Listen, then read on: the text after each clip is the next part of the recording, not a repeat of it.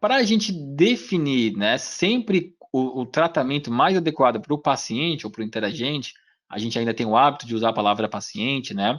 É muito importante que a gente reconheça na íris, uma vez que a nossa ferramenta de trabalho é a íris, né, as regiões da íris com maior número de sinais. Por que que é importante isso, Renar? Isso é importante porque a área da íris com maior número de sinais deverá ser a área mais estimulada. Por quê? Porque é a área com maior potencial da pessoa, seja para mais ou seja para menos. Por exemplo, vamos imaginar que a área da sua íris com maior número de sinais seja a área superior. Então, significa que a sua capacidade de criação, que a sua capacidade de planejamento, quando bem estimulada, ela se destaca. E aí você ganha muitos benefícios por conta disso. Ao mesmo tempo, quando você adoece ou quando passa por uma situação de estresse, essa área mental, cerebral ou do superego acaba também sendo a área mais afetada por conta dos órgãos de choque. Então, identificar a área da íris com maior número de sinais, ela é importante para que você reconheça a sua área de maior potencial. Então, as pessoas me perguntaram, Renar, a área com maior número de sinais é bom ou é ruim? Não é bom e nem ruim. Significa que é uma área que você tem potencial de exploração. Muitos sinais na área do superego significa que você é uma pessoa com bom potencial de criação, de planejamento, de organização, né? Utiliza mais a área cerebral. Ao mesmo tempo, quando você é impactado pelo estresse, provavelmente você sente mais dores de cabeça, labirintite, tonturas, cefaleias, né? Então acabam sendo sintomas mais relacionados a essa área. Isso pegando numa, numa análise, né, mais física, mais cartesiana. Quando a gente ainda vai para uma avaliação mais comportamental, a gente percebe sinais que nos indicam como foi o nosso sistema de criação, ou como é o nosso meio de relacionamento e comportamento, ou como é a nossa força ou habilidade para colocar coisas em práticas. Por exemplo, se eu tenho um maior número de sinais na área do superego, né? Renar, como é que eu sei qual é a área do superego? Vou passar o slide aqui. Como é que eu sei qual é a área do superego? Tá? É claro que na maior parte do tempo isso aqui vai ser um estudo empírico, né, de observação. Você vai ter mais ou menos uma noção do que é o meio, do que é a parte superior, o meio e embaixo.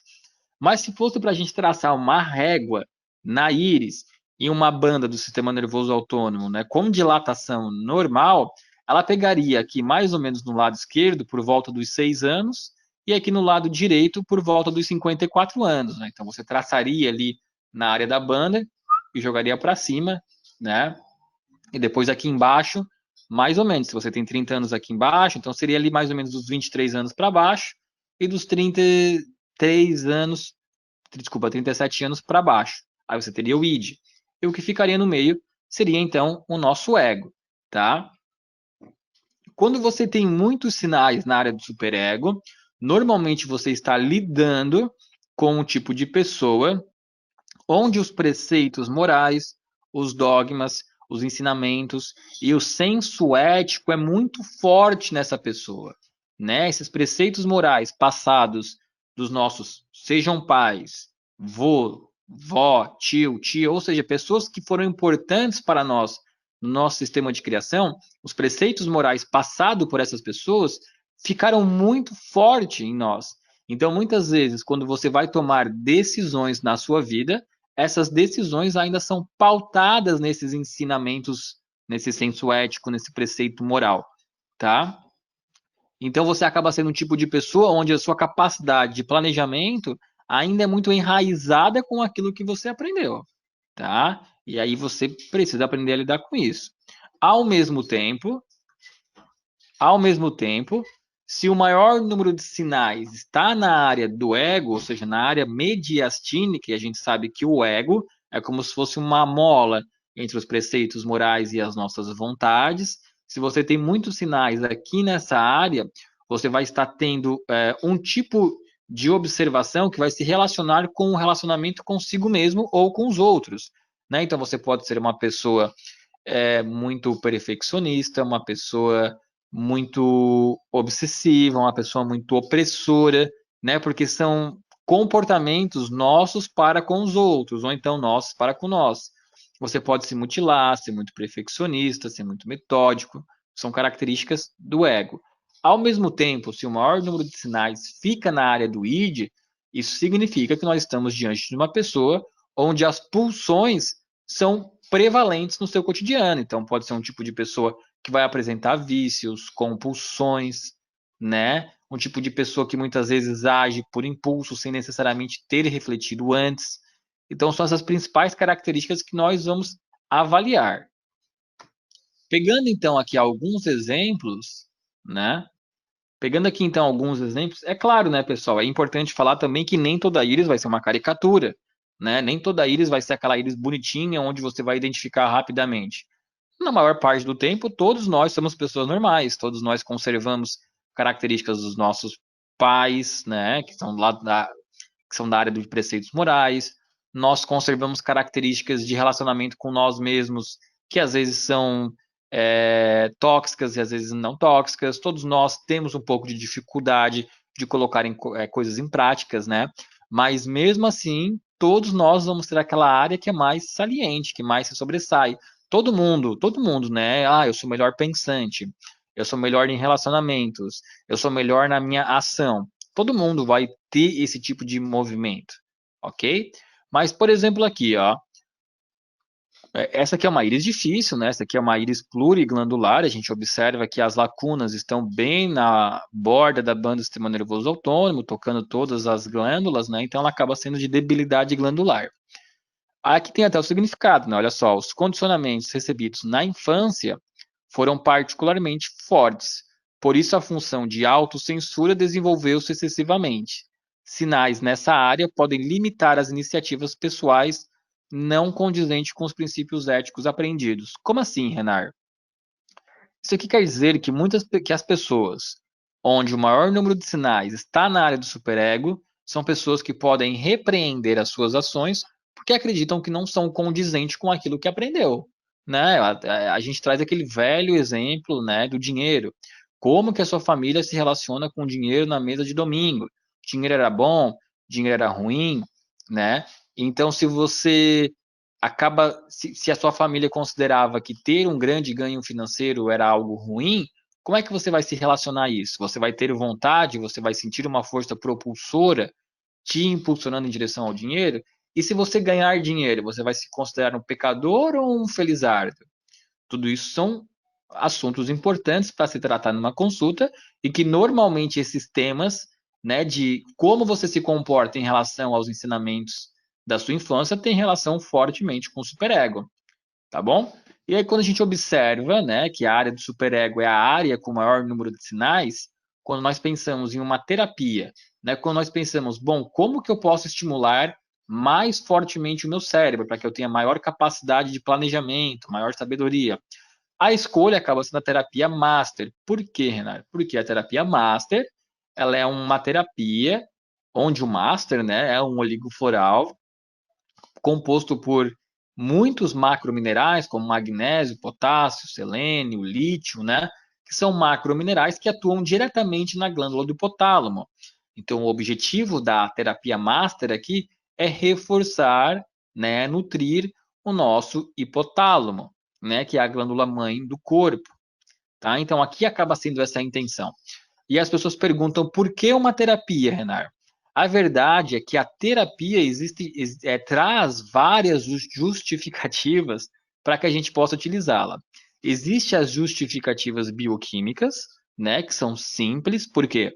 Porque o Master Gotas, ele tem uma alta concentração de minerais, o Master Gel também tem uma alta concentração de minerais, não tão forte quanto o Gotas, então quando você aplica o mesmo produto por duas vias, você acaba tendo maior absorção desse produto no seu organismo. Ao mesmo tempo, quando você estimula o toque no corpo através do gel, você está estimulando uma ação de autocuidado. E a gente sabe que nós atendemos interagentes, pacientes, e que a maioria dos pacientes nossos são pessoas doentes. E quando você é doente, né, quando você está doente, você acaba esquecendo da importância do autocuidado. Ah, Renan, mas é só 30 segundos que eu vou massagear e vai trazer esse resultado? Sim, é só 30 segundos, 2 vezes ao dia, você vai ter esse resultado. Por quê? Porque é uma rotina, você vai criando um padrão de estímulo, você vai treinando o seu paciente a se tocar, a se autovalorizar. Se você ainda utiliza o advento das músicas, né, de neuroacústica, você ainda vai estimular ondas cerebrais, no caso das músicas do Master, né, favorecendo o poder de concentração, né, que é uma das principais reclamações de pessoas com sinais na área do hipotálamo, dificuldade de concentração. Então, isso é a importância, né, de você estar estimulando a utilização do kit completo, tá? Seja bioquimicamente ou seja através de uma ação mais holística, ok? Agora aqui outro sinal. Olha só, aqui eu vou me aprofundar um pouco mais, tá? Já que eu vi que eu não me aprofundei na aula anterior. Essa íris aqui, né? Só um pouquinho. Essa íris aqui, ó, tem esse sinal, um raio solar menor, né? Porque ele toca a banda do sistema nervoso autônomo, mas não vai até a área da pupila.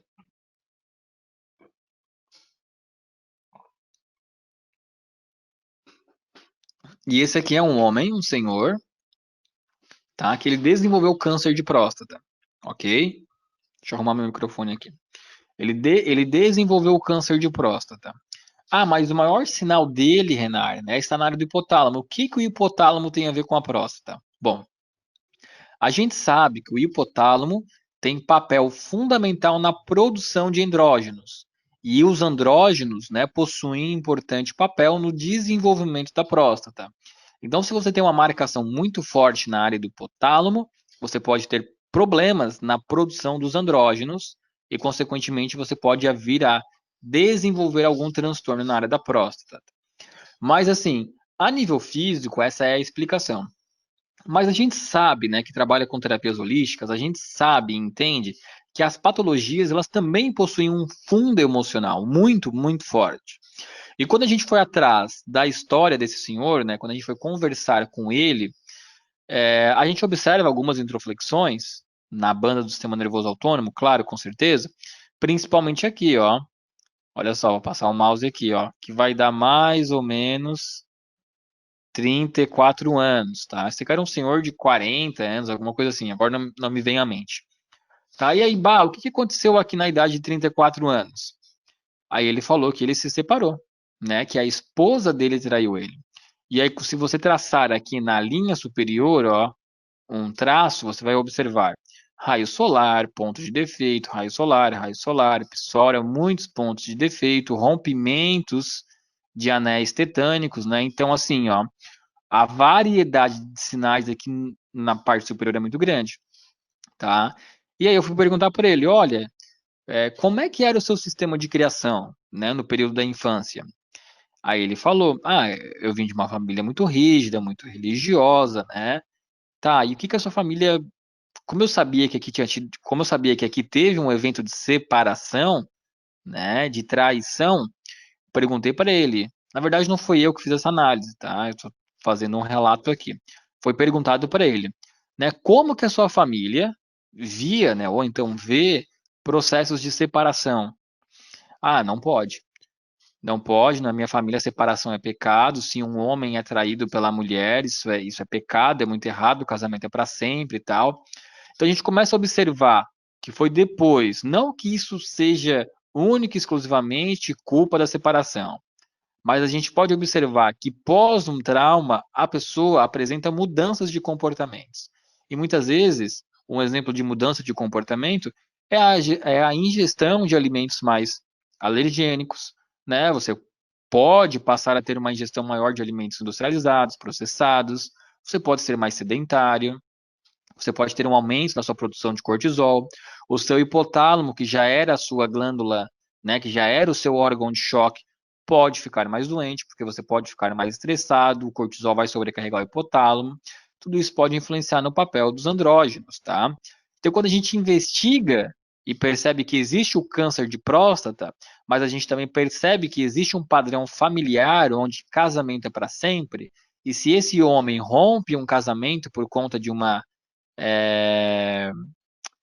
por conta de uma traição, né? O receio que ele tem de como a família vai enxergar ele é muito grande. E aí ele pode adoecer. O tratamento aqui passou principalmente pela terapia Master, pela aplicação de geoesfera na idade de 34 anos, pelo portal do Tempo Gotas, né? E como tinha um ângulo de fluxo baixo, a gente também incluiu aqui o proteção e equilíbrio, tá? Mas é para vocês entenderem que a íris, né? As pessoas muitas vezes procuram sinais na íris, procuram sinais óbvios. Ah, ele tem câncer de próstata, então tem que ter um sinal na próstata. Não, não tem que ter um sinal na próstata, né? Isso muda, varia, né? Sinais em outras áreas que são coadjuvantes de uma doença também podem estar lá indicando algum tipo de transtorno. A Lídia aqui, boa noite, tudo bem, Lídia? Então, esses sinais, né, que são coadjuvantes, podem revelar uma patologia. Agora que a gente pode pegar um outro exemplo, só um momento.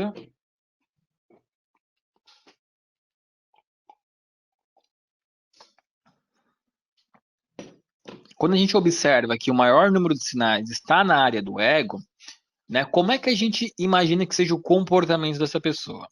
Normalmente, sinais na área do ego revelam a relação consigo mesmo, revelam os conflitos interiores e de autoaceitação e como a pessoa se relaciona consigo mesma, né? E quando a gente observa muitos sinais nessa área, a gente observa a manifestação da ansiedade, tá? Normalmente pessoas com muitos sinais na área do ego acabam sendo pessoas muito controladoras.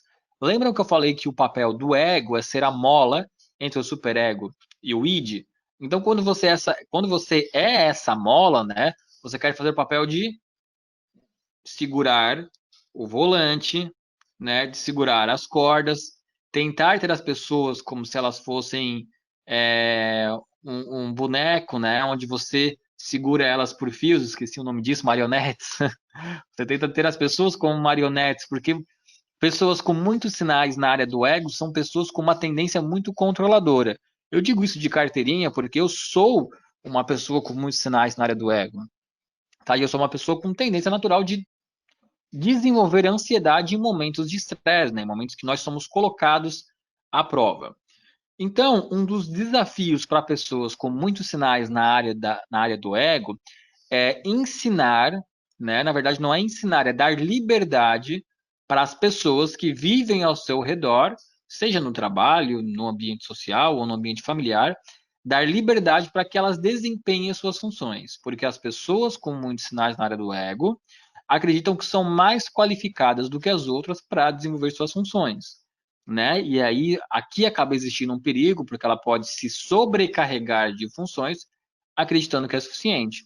E aí, mesmo assim, quando ela passa o bastão, quando ela passa a tarefa, ela ainda fica vigiando o outro para saber se o outro é qualificado assim como ela era.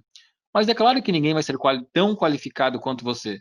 A pessoa pode ser mais ou pode ser menos, mas você vai ter que aprender a viver com isso, né? Então, a pessoa com muitos sinais na área do ego, quando passa situações opressoras ou com muitos elementos estressores, ela tende a ficar controladora.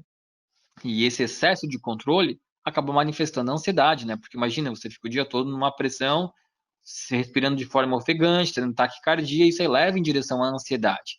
Tá? Então, pessoas com muitos sinais na área do ego são pessoas que tentam controlar as situações à sua volta, porque são a mola do superego, são a mola entre o superego e o id, né? Além disso, muitos sinais na área do ego pode revelar um conflito de relacionamento consigo mesmo. O que você acha de você? Você se elogia, você se xinga, você briga muito com você mesmo?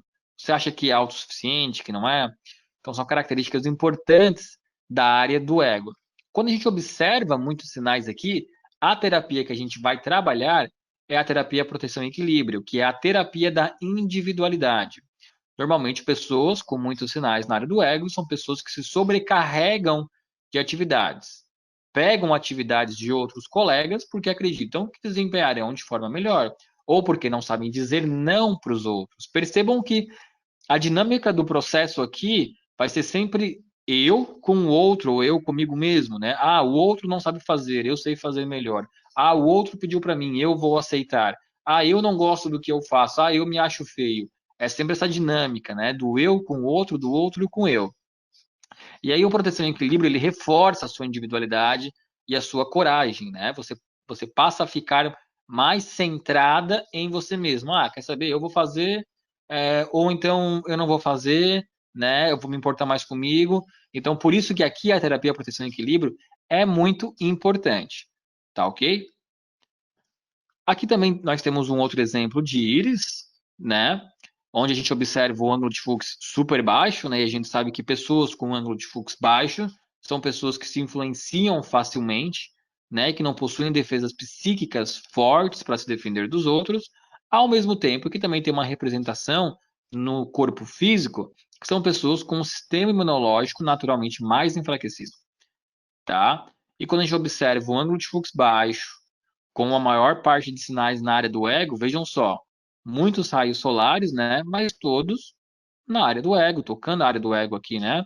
Então, tipo de pessoa que precisa da terapia, proteção e equilíbrio, ok? Agora, quando o maior número de sinais está na área do id, né? Isso é indicativo de que a pessoa possui bloqueio das suas pulsões. Elas possuem dificuldades em fazer os desejos fluírem, né? Seja através de prazeres internos ou não. Chegou perguntas aqui, vamos ver.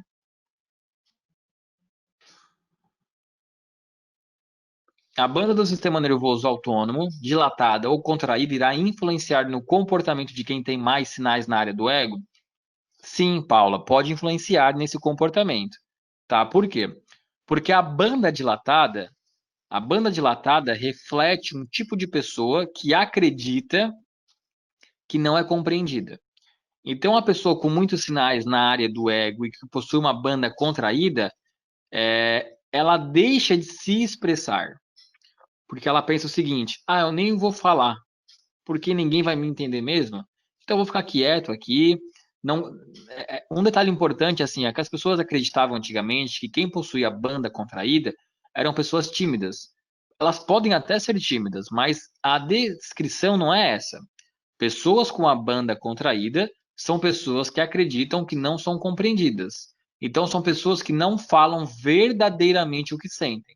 Elas podem falar muito, mas não falam o que verdadeiramente sentem, porque pensam, ninguém vai me entender. Então, não vou nem gastar tempo e energia aqui tentando explicar o que eu estou sentindo. Já pessoas com a banda dilatada são pessoas mais expansivas, mais comunicativas, né? Então é um perfil de comportamento diferente. A pessoa com a banda dilatada é o tipo de pessoa que se comunica, que fala muito do que sente. E a banda contraída não fala sobre o que sente, tá? Mas ambos possuem esse comportamento controlador, ok? Então aqui, né, a pessoa com maior número de sinais na área do id, vejam, nós temos aqui psora, rompimento de anel tetânico, psora, raios solares aqui, pontos de defeito, né? Então, pessoas com maior número de sinais na área do id são pessoas com dificuldade de fazer fluir os seus desejos, né? São normalmente pessoas com muita energia acumulada, com muita vontade de ação e que ou vão colocar essa ação em prática de forma errada e pode tomar uma ação precipitada antes de refletir, ou então, quando vive momentos de estresse, acaba sendo penalizado pelo excesso de cuidados, né? Demora para agir. Mas o potencial positivo aqui é essa força e velocidade de ação. Mas ela não pode agir sem refletir antes, né? Então, pessoas com esse tipo de sinal aqui na área do id, né? Com maior número de sinais na área do id, acabam que tem uma necessidade maior da terapia portal do tempo, né? A terapia portal do tempo, que é a terapia para você ter mais liberdade, né? Para você ter liberdade de colocar as coisas em práticas. Um outro momento em que o portal do tempo vai ser muito importante para a pessoa é, naturalmente, as áreas com introflexões, tá? Por exemplo, aqui nós temos uma introflexão na idade de 47 anos. Quando a gente vai tratar um trauma, né, provocado por uma introflexão, o procedimento é sempre colocação de gel esfera na idade dos, nesse caso aqui, né, 47 anos, e aplicação de geosfera na idade atual. Aqui, eu vou precisar de uma terapia portal do tempo? Na minha opinião, do Renar, não. Olha só, a área do superior aqui, ó, a área do superego, né? Nós temos lacunas à escada, psoras, a formação do anel de congestão venosa é mais saliente na área superior, pontos de defeito. Então, aqui eu passaria uma terapia master, porque para mim o maior número de sinais está na área do superego. Passaria um portal do tempo gotas para tratar essa introflexão, ok? Esse seria o esquema farmacoterapêutico aqui nesse caso. Entenderam? Pessoal, vocês ainda possuem dúvidas em relação à identificação do maior número de sinais na área do superego, ego e id? Se tiverem, fique à vontade para perguntar aqui ou no grupo, depois, tanto faz, né? Mas se tiverem dúvidas agora, podem falar, tá? Se não, eu vou passar para os protocolos terapêuticos. Tranquilo, ok, beleza, então, né? Agora pensando em protocolo terapêutico, né? Semana passada eu passei mais correndinho por isso, mas eu vou voltar para conversar com vocês hoje, tá? Falar um pouquinho então de depressão. E, gente, hoje, né, a depressão afeta 322 milhões de pessoas em todo o mundo. E a depressão, esse dado é muito interessante, tá? A depressão, ela é estimada como a segunda causa específica nos anos 2010, né, ou seja, no século de 2010 a 2020, como a segunda causa de incapacitação. Ou seja, vocês sabem qual é a primeira causa de incapacitação na atualidade? É doenças cardiovasculares. Tá? As doenças cardiovasculares são as doenças que mais incapacitam o ser humano. Porém, existem diversos estudos que até 2020, né, que curiosamente é esse ano, a depressão passará a ser a primeira causa de incapacitação em países em desenvolvimento. Né? A gente só vai ter noção desse dado daqui uns 2, 3 anos. Já em países em desenvolvimento, né, ela terá a tendência a ser a segunda causa, ficando atrás ainda das doenças cardiovasculares. Isso tudo é para vocês entenderem como a depressão ela é muito incapacitante, tá? E como ela afeta todos, gente. A depressão ela tanto é cor, não tem preconceito, não tem racismo, né? Não tem etnia. Ela afeta de forma igualitária todas as pessoas, tá? Então, por isso que ela afeta tantas pessoas. Olha só. Atualmente, o Brasil lidera entre os países em desenvolvimento o ranking mundial de prevalência em depressão. Então, entre todos os países em desenvolvimento, o Brasil é o país mais deprimido, gente. Mais deprimido. Estima-se que 18% da população do Brasil está ou então passou por um evento depressivo no último ano. E esse aqui é um dado do Instituto de Psiquiatria da Universidade de São Paulo. Ou seja, né, é um instituto muito bem reconhecido. A Maria comentou aqui, né? Com a pandemia, com certeza esse número será muito maior, sem dúvidas. E esse dado de 2016 eu acho incrível, tá? 37,8% de todas as licenças médicas apresentadas que deram direito a recebimento de algum auxílio, né, são relacionados à depressão. Dados de 2016. Gente, é quase 40% de todo mundo que foi afastado do trabalho foi por conta de depressão. Olhem o tamanho do mercado de trabalho que vocês têm, né? E agora, uma coisa que é importante vocês entenderem é que a depressão ela é uma doença de causa multifatorial, ok?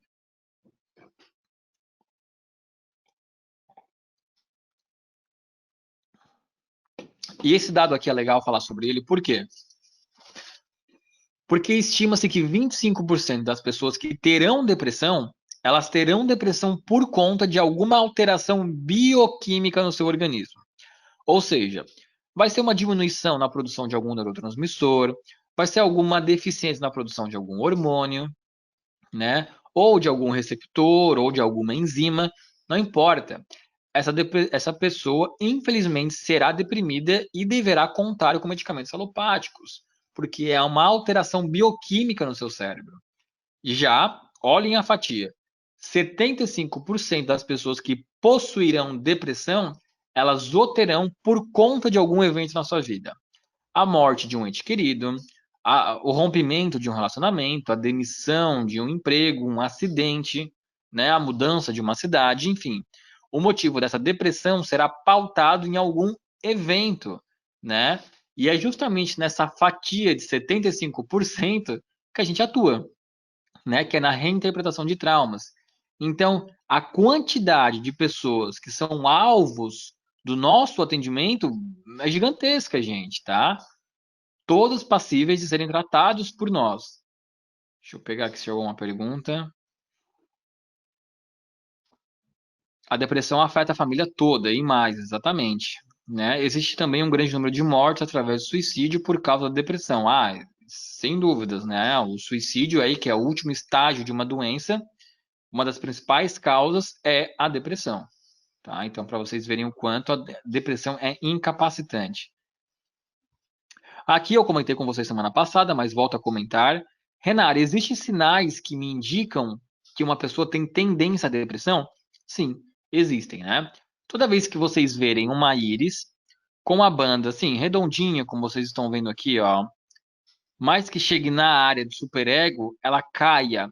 Ela não faz uma introflexão, ela tem um declínio, né? E depois ela volta a subir. Íris, com esses sinais, com o que nós chamamos de queda na área do superego, são pessoas que tendem a ficarem tristes aos menores obstáculos ao longo da vida. Tá? É claro que cada pessoa avalia o tamanho do seu obstáculo, né? Mas essas pessoas, aos menores obstáculos, elas têm crises de tristezas, de choro, de depressão. Tá? Então, são pessoas que naturalmente possuem essa tendência.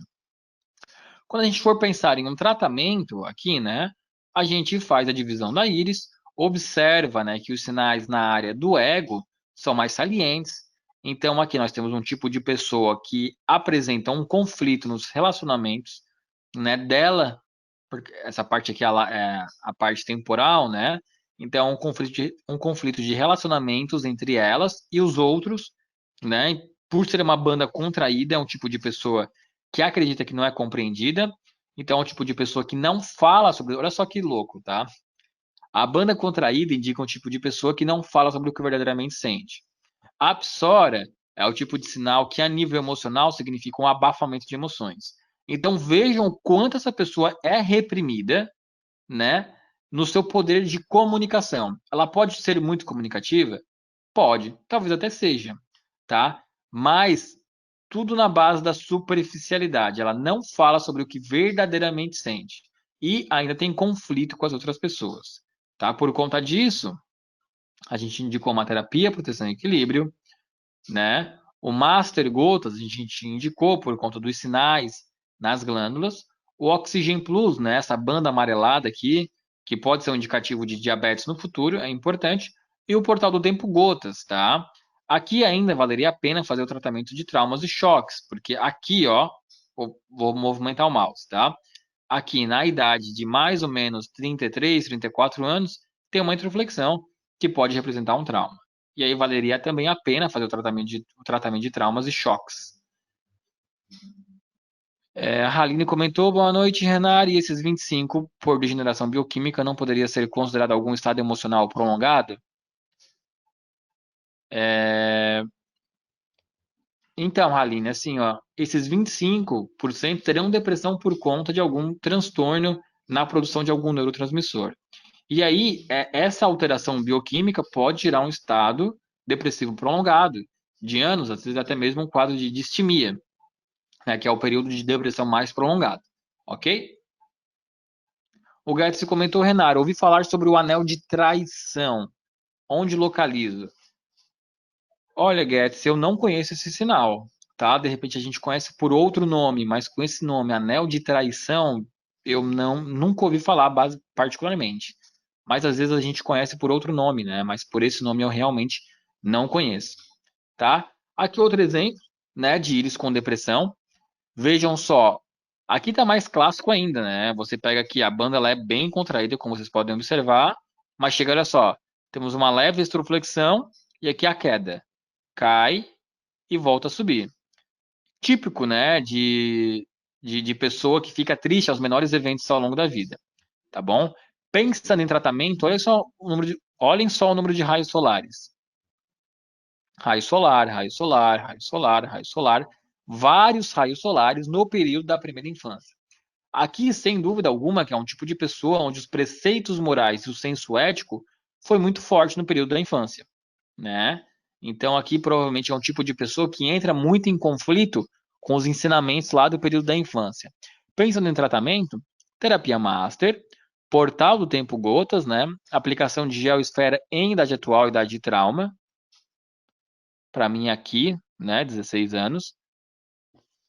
O Oxygen Plus, o Lactobacillus Plus, porque essa banda contraída revela provavelmente uma constipação intestinal, e a OPI2, que é a OPI dela. Qual seria a OPI dessa íris? Pergunta do Mauro. Essa íris aqui que está na tela, essa aqui a gente definiu como a OPI 2, ok? Ah, ótimo. Olha só que íris bonitas aqui, né? Depressão, tá? Essa aqui, vejam que não tem queda na área do superego, tá? Mas não significa que a pessoa não terá depressão. Uma introflexão pode ser causa de depressão, como eu falei agora há pouco, né? Que 75% das pessoas terão depressão por conta de algum evento traumático. Aí aqui a gente observa uma introflexão na idade de 14 anos, né? Bem desenhada aqui a banda. E aí a gente vai entrar com terapia proteção e equilíbrio, portal do tempo gotas, aplicação de geosfera em idade atual e idade de trauma, 14 anos, né? O Oxygen Plus e a OPI 2. As pessoas me perguntam, Renato, o Oxygen Plus é para todo mundo? A OPI é para todo mundo? Olha, para quase todo mundo, tá? O Oxygen Plus ele tem um papel fundamental em todo o tratamento, que é qual? Que é o de limpeza de terreno biológico, né? Então, de terreno biológico, de combate a estresse oxidativo, de favorecimento de detoxificação. Por isso que ele é muito importante. Todos vão usar? Olha, a maioria. Se você for um tipo de pessoa que tem uma alimentação muito saudável, toma muito água, muitos líquidos saudáveis, né, ingere muitos nutrientes saudáveis, tudo bem, a gente pode até desconsiderar. Mas, na maior parte do tempo, ele vai ser sim muito importante. Terezinha comentou.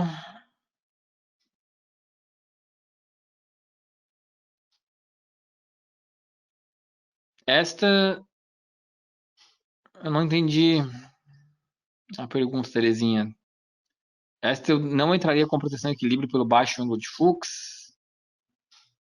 Então, quando o ângulo de Fuchs é baixo, a gente entra com o proteção e equilíbrio, tá?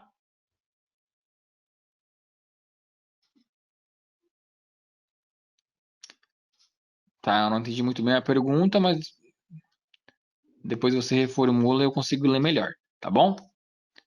Agora a gente vai falar um pouquinho de ansiedade patológica, tá? Aqui uma pergunta que eu faço para vocês, e algumas pessoas já devem ter visto, tá? Mas eu vou perguntar, tá? Olha a pergunta, tá? Uma pergunta séria e importante. E eu quero que vocês respondam digitando. Eu quero que vocês me digam quem vocês acham que possuem mais informações na cabeça? Albert Einstein ou um engenheiro, um físico, né, dos dias atuais? Quem vocês consideram que possui mais informações dentro da cabeça? Albert Einstein ou um engenheiro dos dias atuais?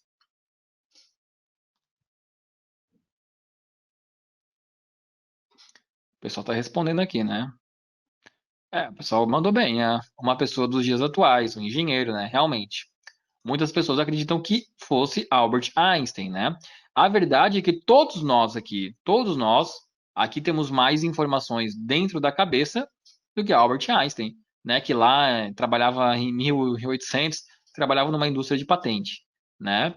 Mas por que que foi Albert Einstein, esse gênio que desenvolveu a teoria da relatividade, né? Por que que foi ele e não um engenheiro ou nós? Porque a- é, ter informações na cabeça não é sinônimo de inteligência ou de sabedoria, né? Se você tem muitas informações na cabeça, mas se você não sabe como gerenciá-las, né?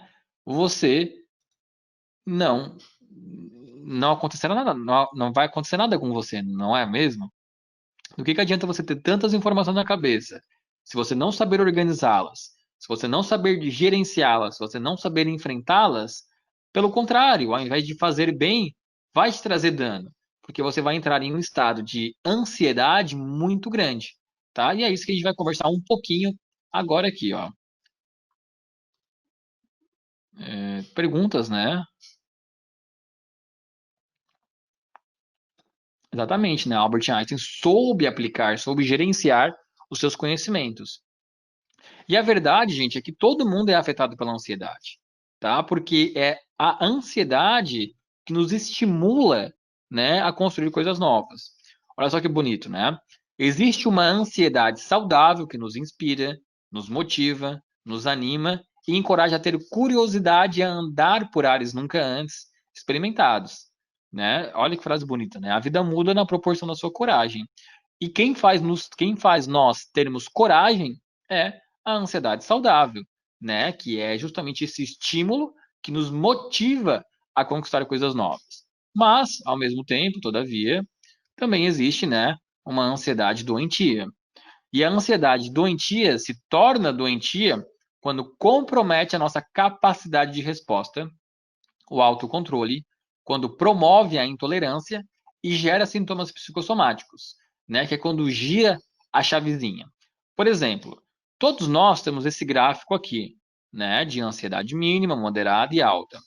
E percebam que nós atingimos a nossa máxima performance, né? Quando a ansiedade atinge um pico, mas a performance fica insatisfatória quando ela desce o morro, né? Que é quando a gente perde o controle da situação. Tanto que muita gente fala o seguinte, né? Todos nós já passamos por isso. Olha, eu tenho uma prova daqui um mês. Tenho que estudar. Vou estudar? É claro que não, né? Eu vou deixar para estudar um dia antes, quando bater aquela ansiedade louca em mim, que vai despertar um gênio dentro da minha cabeça, e aí eu vou entender tudo. Mas tudo bem. Algumas pessoas precisam desse gatilho de ansiedade para gerar uma performance positiva. Algumas pessoas, nesse processo de gerar performance, perdem a linha e aí vão para o lado negativo da ansiedade, vão para a ansiedade doentia, né? Quando elas vão comprometer a sua capacidade de resposta. E isso é muito grave, gente, tá? É... Lembra quando eu falei, eu acho que foi na segunda aula, né? Que à medida que nós somos expostos a elementos estressores, é a quantidade de tempo de exposição que vai determinar se uma pessoa é saudável ou doente. Quanto mais expostos nós somos a elementos estressores, né, quanto maior a frequência você é exposto a um elemento estressor, maior a chance que você tem de desenvolver uma patologia.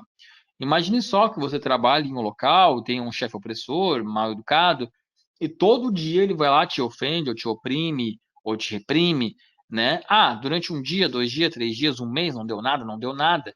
Mas você sendo exposto a esses elementos durante meses ou anos, o impacto negativo que isso traz na sua saúde é devastador. Ah, mas como é que eu me defendo de um chefe opressor? Bom, você tem que reforçar a sua individualidade, né? Você tem que favorecer a criação de um filtro para filtrar o que é positivo e o que é negativo você descarta. É difícil, mas existem técnicas para te ajudar, né? E a gente percebe que uma pessoa lida com mais dificuldade com esses elementos estressores quando o ângulo de fluxo dela é baixo, né? O que que significa o ângulo de fluxo baixo? Bom, a banda do sistema nervoso autônomo, né, ela é um campo bioeletromagnético que revela uma carência de noradrenalina. Pessoas com carência de noradrenalina, o que que é noradrenalina, Renar? Noradrenalina é um neurotransmissor, né, que se relaciona com a nossa capacidade de velocidade de reação, de combater, né? Então, quando você tem uma queda na sua produção de noradrenalina, normalmente você é um tipo de pessoa mais complacente, né, que se defende com menos qualidade. Ou então, quando se defende, que gasta muita energia para se defender. Isso quer dizer que, de acordo com o nível de saúde, estresse e meio em que a pessoa está inserida, a pessoa é influenciável ou não. Pode ser dito também que é pouco resiliente. Pessoas com ângulo de fluxo baixo podem ser pouco resilientes, tá? E aqui eu trago alguns exemplos de íris com ansiedade. Percebam que aqui nós temos uma constituição linfática, né, bem bonita, bem fácil de identificar, com muitos radiais, muitos transversais, é um tipo de. O próprio transversal e radial é um tipo de sinal que indica hipersensibilidade, que indica hipersensibilidade, né? Ele é um tipo de sinal muito visto em pessoas ansiosas também, tá? E aqui, quando a gente pensa em um tipo de tratamento, a gente vai pensar em terapia master. Por quê? Porque percebam que a área do superego, novamente, é a área com o maior número de sinais. Tem aqui uma psora bem bonitinha, inclusive, para reforçar essa identificação. Passeio, proteção e equilíbrio gotas, por conta do ângulo de fluxo baixo. O sono natural, porque um dos sintomas da ansiedade é a insônia, e ela reclamava de insônia, né? E aqui tem até uma pessoa para justificar. O Oxygen Plus e a OPI3, tá? Um tratamento para ela melhorar da ansiedade. Gente, quando eu falo em tratamento, eu não estou excluindo o papel do terapeuta, pelo amor de Deus, né? Vocês, como terapeutas, têm todos os recursos de atendimento, de conversação. É papel de vocês descobrir os gatilhos que levam as pessoas a serem deprimidas ou a serem ansiosas ou estressadas, e é papel de vocês, junto com o paciente, encontrar soluções, tá? Aqui a gente está fazendo um tratamento que a pessoa vai acompanhar em casa, né? É o tratamento que vai ser o estímulo diário para que ela lembre das suas palavras, tá? É o tratamento que vai ser o estímulo diário para fazer com que ela tenha uma maior produção de alguns neurotransmissores, para fazer com que ela tenha uma limpeza de terreno biológico, nutrição de terreno biológico. É o papel dos produtos que vai fazer ela dormir com mais qualidade, tá? Ter um sistema de resiliência maior, mas tudo isso também é aplicado ao papel do terapeuta, da consulta. Aqui outro exemplo, né? Pessoa que manifesta muito ansiedade, um ângulo de fluxo baixo, vem para revelar essa baixa resiliência, maior número de sinais na área do ID, né? Paciente tem uma terapia portal do tempo, um proteção equilíbrio gotas, um master gotas e o Oxygen Plus, tá ok? Agora vamos falar rapidamente sobre insônia, né? Ou então sobre dormir bem, né? É importante dormir bem? Gente, eu vou fazer uma pergunta para vocês, tá? Às vezes me perguntam muitas vezes, por que dormir bem é importante, né? Por que não ter insônia é importante? Vou fazer uma pergunta, uma colocação, não é uma pergunta, tá? Uma colocação. Você já parou para pensar que é justamente durante o sono o único momento em que é o seu corpo que define as suas prioridades? Durante todo o período do dia, né? Ou seja, se você dorme 8 horas, durante todas as outras 16 horas, é você que de forma consciente manda informações para o seu corpo. No resto do período, né? Ou seja, nessas 8 horas que você dorme, é o seu corpo que fala: não, não, não, não, deu, fica quietinho, dorme um pouquinho aí, que a partir de agora sou eu que vou assumir o controle e sou eu que vou dizer o que nós temos que fazer. Então, é justamente durante o sono onde o nosso corpo repara células cancerígenas e elimina células cancerígenas, repara dano em tecido muscular, né? É durante o sono que nós temos a liberação de neurotransmissores, de hormônios. É durante o sono que nós temos uma diminuição da pressão arterial. É durante o sono que nós temos uma diminuição da temperatura corporal, né? Então, o sono é muito importante por diversos fatores, tá? O Guedes comentou aqui, continuo dormindo de 4 a 5 horas, é pouco, né? Teria que dormir mais. Mas, se você dorme de 4 a 5 horas, mas acorda reparado e descansado, é um ponto positivo, tá? E, Renário, quanto tempo eu teria que dormir? Guedes, com 5 horas, tu tá com 80 anos, cara, sinto muito. Tá? Mas, naturalmente, né, à medida que a gente nasce, né? Quando a gente nasce, a gente acaba dormindo mais, e à medida que a gente envelhece, a gente vai dormindo menos. É curioso por quê, né? Porque a melatonina, que é o neurohormônio produzido durante o sono, é um neurohormônio que estimula a produção de GH.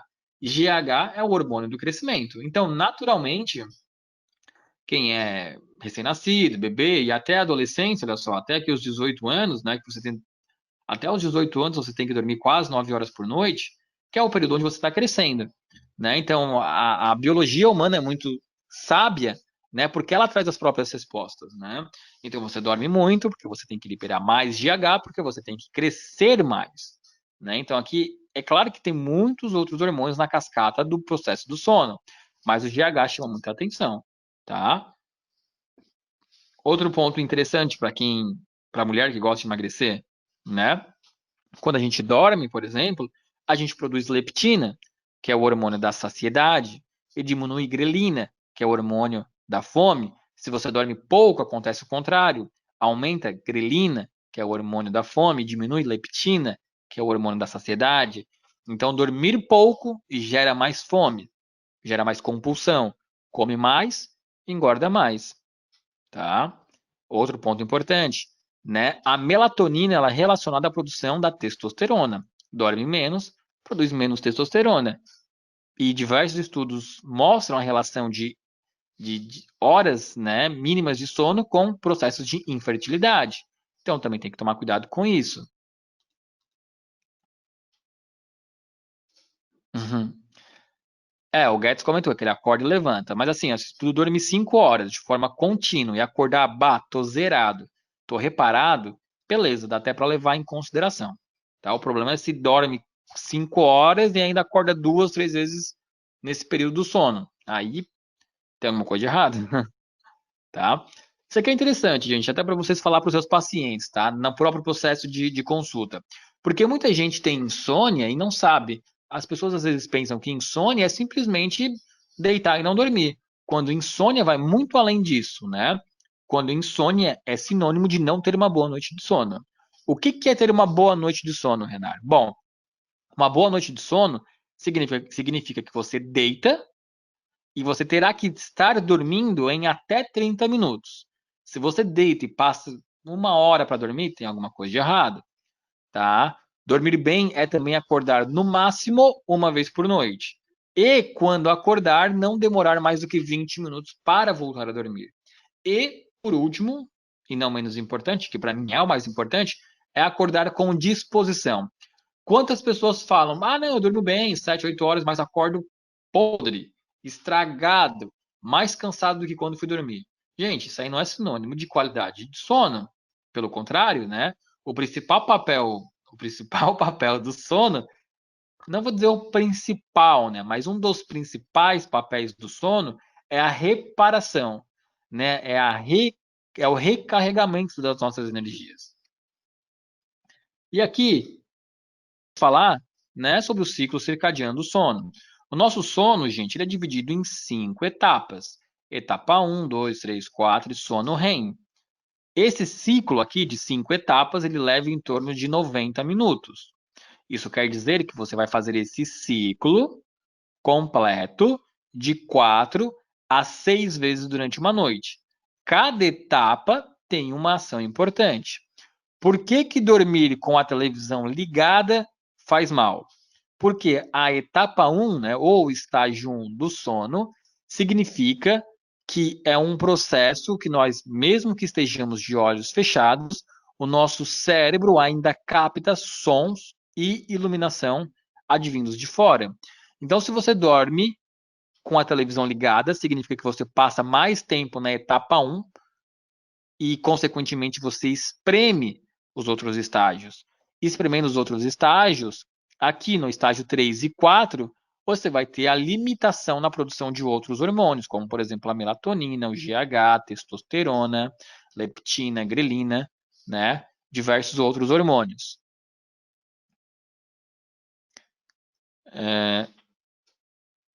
O pessoal comentando aqui que dorme bem e tal, legal. Né? Então, assim, ó, você precisa fazer esses estágios muito bem feitos para que você consiga ter um sono de qualidade. E detalhe, bateu no sono REM, tá? Você volta para o estágio 1. Tá com a TV ligada? Quando você sair do estágio REM e ir para o estágio 1, você pode acordar, porque o seu cérebro vai reconhecer o barulho. Entenderam? Então, isso é importante ser levado em conta também. Então, aqui é a importância do sono, né? Eu já falei, né? Vou estar repetindo aqui essas informações, tá? Então vou passar direto por esses slides. Produção hormonal, como eu falei, tá, esqueci de falar da serotonina também, né? A serotonina, que é o neurotransmissor do bom humor. Tanto que quando alguém dorme, quando alguém acorda mal-humorado, o que que a gente fala? Oh, meu Deus, acordou do lado errado, caiu da cama, né? Porque a melatonina é um indutor da produção de serotonina e vice-versa, tá bom? Por isso que é importante que alimentos ricos em triptofano, né, que é um aminoácido que ajuda na formação de serotonina, também pode ajudar na indução do sono, por conta da melatonina. Tá aí a consequência da privação do sono. Transtorno de humor, depressão, ansiedade, obesidade, doença cardiovascular, diabetes também, porque a melatonina ela tem importante função na insulina. Quem dorme pouco pode gerar resistência à insulina. Tá? Então, a diabetes também é um dos fatores, né, provocados pela insônia. Aqui é um pouquinho sobre como o nosso núcleo supraquismático, né, que é essa bolinha pequenininha, bonitinha, reconhece a iluminação mesmo de olhos fechados. Tá? Aqui um ponto importante, olha só, nos Estados Unidos, gente, vocês sabiam que a melatonina ela é chamada de hormônio da juventude? Por quê? Porque eles entendem que são somente jovens que produzem. A partir dos 35 anos, nós temos uma queda gigante na produção de melatonina. Tá? Então, a reposição de melatonina eu considero muito importante para todo mundo, independente de dormir bem ou mal. Ao menos uma vez ao ano, você fazer um ciclo aí de 30 dias de reposição de melatonina vai ajudar bastante. Como ela tem uma característica de ser um neurohormônio anfipático, isso significa que ela também pode ser acumulada em tecido adiposo. Então, quando você repõe, você pode também fazer o acúmulo de melatonina. Então, por isso que a reposição dela é sim importante. Aqui um pouco de insônia primária. Vocês vão receber esses slides, né? Depois eu compartilho com vocês. A insônia primária significa a pessoa que deita e não consegue dormir. Já a insônia secundária significa a pessoa que deita, dorme, mas acorda muitas vezes no meio da noite. Tá bom? E aí, cada tipo de insônia tem um tipo de tratamento específico. Aqui um exemplo de tratamento, né? Pessoa que veio reclamando de muita insônia, que está fácil identificar a área com o maior número de sinais.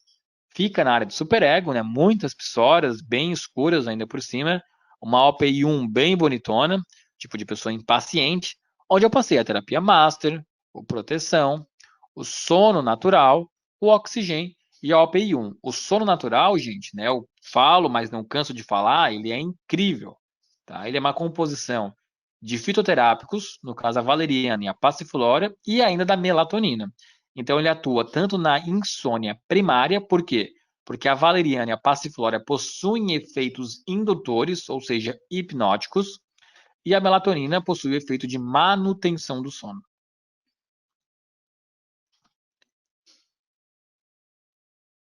O Guedes comentou: sou bom de cama. Depois que usei por certo tempo, sono natural, deito e durmo, acordo renovado. Notícia bacana. Aqui um pouquinho sobre desbiose intestinal. Fazendo barulho aqui porque a minha gata tá aprontando aqui. Desbiose intestinal, né? O que é desbiose intestinal? Desbiose intestinal é uma alteração qualitativa ou quantitativa na microbiota intestinal. Ó, a Tati comentou aqui, eu amo sono natural. Eu também sou fã, tá? Eu gosto pra caramba dele. Às vezes, eu nem tenho sono, eu nem tenho insônia, desculpa, mas é que ele traz um sono tão gostoso que às vezes a gente toma só para dar aquela relaxada mesmo. Né? A desbiose intestinal, né? Que é então essa alteração na nossa microbiota intestinal. E a gente sabe que ter uma microbiota intestinal saudável é importante por N motivos, né? Se você tem uma microbiota vazada, né? Ou seja, onde os Toll-like receptors, ao invés de estarem assim, ficam assim, você tem inclusive a perda de absorção de nutrientes, né? Então, muitas vezes você suplementa, e eu nem falo de suplementos flor de íris, mas principalmente pessoas às vezes de academia que suplementam whey protein, BCA, ou seja, qual for o suplemento, muitas vezes você está perdendo dinheiro, porque você não está absorvendo por conta da sua desbiose intestinal. E como que eu sei, Renato, que eu tenho desbiose intestinal? Bom, o exame de desbiose intestinal, gente, ele é um exame muito. Não é exame, né? É uma avaliação muito empírica de observação. Você vai observar diarreia, constipação intestinal, frequência de evacuação, manchas na pele, queda de cabelo, unhas enfraquecidas, né? Doenças de repetição, transtorno de humor, mau humor. Você pode ir ainda em direção à depressão, à ansiedade, candidias de repetição. Normalmente, tudo isso é característico de desbiose intestinal, tá? Formato das fezes, né? Tem aquele formato de banana bonitão? Se não tem, tem que tomar cuidado, ok? É... Chegaram algumas perguntas aqui, né? O Mauro perguntou: desbiose pode levar a uma causa de diverticulite? Pode levar, Mauro. A gente sabe que a diverticulite é uma inflamação do intestino, né? E de repente, se você tem uma desbiose intestinal e você tem uma propagação maior de bactérias, você pode ter ali uma inflamação intestinal, né? o que é mais comum é a diverticulite influenciar na desbiose intestinal, né? Mas nada impede que o caminho contrário também seja real. O Guedes comentou aqui. Você sabe que eu tenho a rosácea, sim, eu sei que o Guedes tem pitiríase e rosácea, né? Depois que comecei a usar 30 gotas de manhã e 10 gotas à tarde do oxigênio, as manchas sumiram. Quando fico tempo sem usar, as manchas voltam. Olha, Guedes, não sabia desse depoimento, tá? Que bacana, cara. Fico muito feliz em saber disso, que a sua rosácea tem um alívio quando você utiliza o Oxygen Plus. O Oxygen Plus é fantástico, gente. Assim, sou muito suspeito a falar sobre a flor de íris, todo mundo sabe, né? Obviamente, né? Tô aqui falando deles. Mas assim, quem usa percebe diferença, sabe? O oxigênio, assim, eu utilizo umas 10 gotas por dia e ele faz muita diferença, tá? Muita diferença mesmo. Melhora a evacuação, melhora a disposição, melhora o hálito da pessoa, melhora o processo digestivo da pessoa, né? Ele ajuda muito, praticamente em todos os processos, né? Por quê? Porque ele combate o estresse oxidativo e facilita a detoxificação. Vamos lá, então. Aqui é um tratamento, gente. Olha só essa banda do sistema nervoso autônomo, né? Percebam o quanto, gente, esse interno da banda ele é marcado. Estão vendo? Cheio de fissuras, né? Para quem não sabe, o interno da banda do sistema nervoso autônomo reflete o nosso sistema gastrointestinal. Então, se você tem esse interno bem marcado, olha só, tem até uma psorona aqui, ó, bonita, dentro da banda do sistema nervoso autônomo, né? Então, o tipo de pessoa que tem já o processo digestivo, né, intestinal mais complicado. Então, aqui para ela, o Lactobacillus Plus vai ser muito importante. Uma colega lhe perguntou da doença de Crohn, que também é uma inflamação, e a seiva do Amazonas em processos inflamatórios intestinais, ela ajuda demais, tá? Aí a gente combina a seiva com Lactobacillus e OPI2, que todo mundo sabe que o OPI2 é o cara lá que é mais inflamatório, né? Então entra muito bem. E a terapia proteção e equilíbrio por conta do maior número de sinais na área do ego, ok? É... Se eu indicaria lactobacillus para diverticulite, eu indicaria, Mauro, tá? Eu indicaria. Se não estou falando que o lactobacillus vai resolver o problema de diverticulite, mas com certeza, se ele tem diverticulite, ele tem alguma alteração intestinal, tá? Eu indicaria bastante a seiva do Amazonas por conta da inflamação intestinal e o lactobacillus plus, tá? É o que eu faria logo de cara, junto com o essencial, obviamente, se souber a OPI melhor, e o Oxygen Plus. É a primeira etapa do tratamento, eu faria. Beleza? Aqui de psoríase, né, que a gente comentou um pouquinho semana passada, é que a psoríase é uma doença tão bonita de estudar, gente, assim, ó, porque ela é uma doença que ela reúne tantos elementos importantes numa análise que tem que ser discutido. Porque a psoríase, ela é a verdadeira doença da mente influenciando no corpo, tá? Olha só essa pesquisa, tá? Eu tenho esse artigo, eu posso compartilhar com vocês depois. Mas a pesquisa aponta que pacientes que possuem psoríase estariam dispostos a ceder 2 anos da vida para se verem livre da doença. O que, que é isso? O que, que é uma doença te trazer tanta vergonha, tanto dano que você fala, olha, eu daria 2 anos da minha vida para me ver livre da psoríase. Imaginem a dor que essa doença traz. Não digo dor física, mas sim dor emocional, né? E a gente sabe que primeiramente, a psoríase é uma doença genética, ela é uma doença marcada geneticamente, existe o gene da psoríase. Então, a pessoa que nasce com esse gene, ela vai acabar manifestando a psoríase. O papel do tratamento é fazer com que essas crises fiquem mais distantes uma das outras e que a intensidade seja de nível leve a moderado. Tá? É o principal papel do tratamento. A minha gata tá correndo aí, né? Passou agora atrás de mim ali, minha companheira. Então, né, o que é a psoríase? Bom, é o que eu acabei de falar, é uma doença de pele geneticamente determinada, que consiste essencialmente na renovação exagerada da epiderme, tá? Chegou uma pergunta aqui. Qual terapia seria melhor para um paciente com várias lacunas escada no intestino? Sendo que na genética familiar o câncer já vitimou vários de seus familiares. Então, Lídia, né? Para esse tipo de caso, com lacunas na área intestinal, eu indicaria muito a seiva do Amazonas, que quando eu percebo inflamação na área intestinal, eu indico a seiva do Amazonas. O Oxygen Plus, porque pessoas com câncer ou histórico de câncer possuem um estresse oxidativo maior do que quando comparado a outras pessoas, tá? O essencial, ou a OPI do paciente, e o Lactobacillus Plus, principalmente esse conjunto de tratamento, tá? Seria o que eu faria. Então, né, a psoríase ela consiste numa renovação exagerada da epiderme por multiplicação das células espinhosas, tá? Então, assim, pessoas com psoríase, a epiderme, né, que é essa primeira camada da pele, ela se renova de forma excessiva. Todo mundo sabe que para o processo, né, de formação de células da derme é um ciclo que leva em torno de 45 dias mais ou menos. Pessoas com psoríase, esse ciclo de renovação da pele, ela não completa o tempo de 45 dias. E ela é renovada, né, em 10, em 15. Por isso que existem sempre as lesões, porque quando a pele está se refazendo, ela vai lá e cai.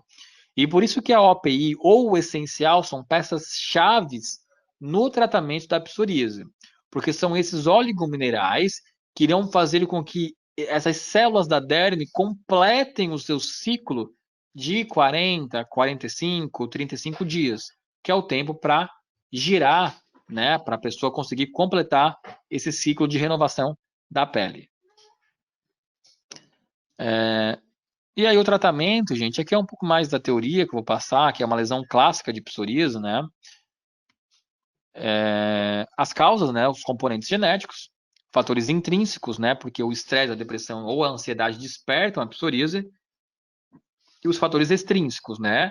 Que são ações como o álcool, o cigarro, né? Medicamentos anti-inflamatórios, acabam estimulando aí a presença da psoríase, tá? Isso aqui são dados incríveis, né? 90% dos pacientes com psoríase apresentam morbidade psicológica, depressão, ansiedade ou estresse. Essa informação aqui, ó, 40% referem ter níveis moderados a extremos de ansiedade e depressão, quer em períodos de exacerbação ou então de remissão, né? E o tratamento básico da psoríase, gente, ele acaba passando pelo creme terapêutico flor de íris e o essencial. Essa dupla aqui, ó, caminham lado a lado, tá?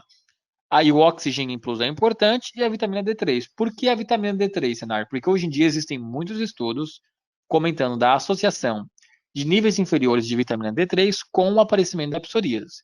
Então, esse aqui é a etapa física do tratamento. Aí depois disso você vai ter que avaliar a emoção, né, ou a principal morbidade psicológica que está afetando a pessoa, depressão, ansiedade, estresse, e vai buscar uma dessas linhas para tratar. Aqui são alguns dos exemplos, né, de antes e depois, antes e depois, antes e depois, né? E pessoal, a revisão da aula de hoje foi isso, né? Se ficou alguma dúvida, por favor, fiquem à vontade, perguntem. É, perguntem, tá? Senão a gente vai para a etapa final da aula, a gente vai fazer o encerramento, e aí eu fico à disposição. Ah, tá, agora que eu lembrei. Fala de novo da vitamina D, por favor. Gente, então, né, a vitamina D3, só chegou uma mensagem aqui.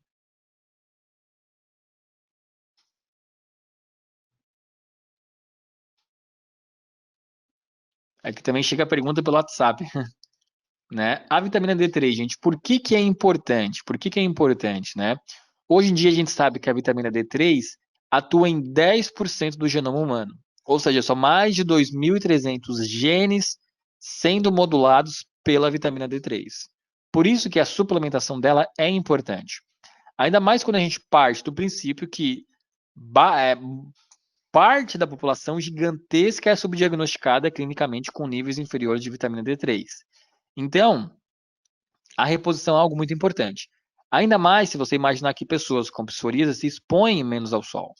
Então, novamente, a reposição fica muito importante, tá? O William comentou sobre o material da psoríase. Sim, depois eu encaminho para vocês, não tem problema algum.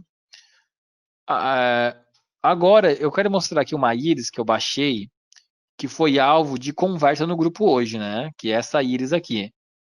Concordam, né? O grupo do curso, o pessoal comentou, é linfático? É misto biliar? Né? O que que é, Renar? O que que é, né? Então, assim, gente, essa aqui é uma constituição mista biliar, tá? Ela tem sim um fundo linfático, como vocês podem perceber, mas vocês precisam lembrar que a constituição misto biliar é uma constituição de transição.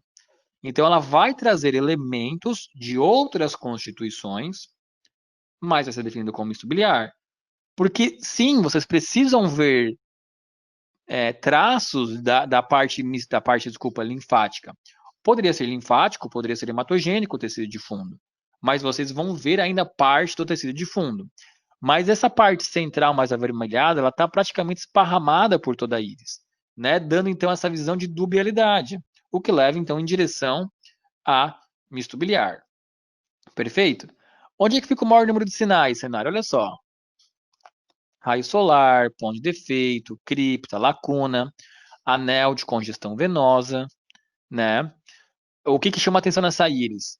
Banda amarelada, avermelhada, uma tendência a diabetes, o arco de congestão venosa indica dificuldade na eliminação de toxinas, principalmente de gás carbônico, é indicativo de estresse oxidativo, né? Então, a primeira etapa do tratamento é tentar limpar esse terreno biológico, né, para conseguir eliminar essas toxinas que a gente observa aqui, conseguir diminuir essa região amarelada da banda do sistema nervoso autônomo e nutrir o terreno biológico, né? Então, começaria de cara com o Oxygen Plus, uma OPI1, que a gente pode observar aqui,